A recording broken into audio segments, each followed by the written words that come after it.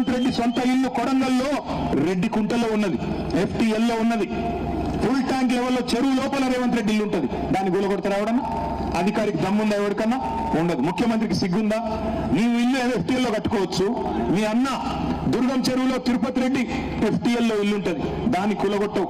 పక్కన హిమాయత్ సాగర్ లో నీ మంత్రి పొంగులేటి శ్రీనివాసరెడ్డి ఇల్లు బఫర్ లో ఉంటది, దాన్ని కూలగొట్టవు. నీ చీఫ్ విప్ పట్నం మహేందర్ రెడ్డి ఇల్లు చెరువు మధ్యలో ఉంటది, అది ముట్టవు. కానీ పేదవాడి కాడికి వచ్చేసరికి తేరగా దొరికిండ్రు. వీళ్ళకి ఎవడు మాట్లాడతాడులే, వీళ్ళ కోసం ఏం చేస్తారులే, వీళ్ళతో ఏమైతుందిలే అనుకొని నీ ఇష్టం వచ్చినట్టు నీ అబ్బా జాగీర్ అన్నట్టు 50 మీటర్ల బఫర్ జోను.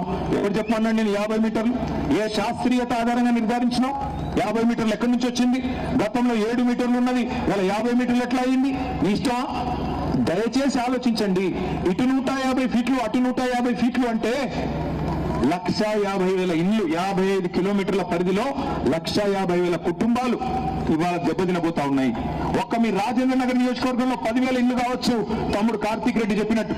కానీ వాస్తవానికి 1,50,000 ఇళ్లను, 1,50,000 కుటుంబాలను రోడ్డున పాడేసి ఏం సాధిస్తావు రేవంత్ రెడ్డి గారు? 16,000 కోట్లతో మేము డీటెయిల్ ప్రాజెక్ట్ రిపోర్ట్ నీకు ఇస్తాం. ఒక్క ఇల్లు కూలగొట్టకుండా మేము చూపెడతాం. చెయ్యి, దమ్ముంటే నీకు చేతనైతే చెయ్యి.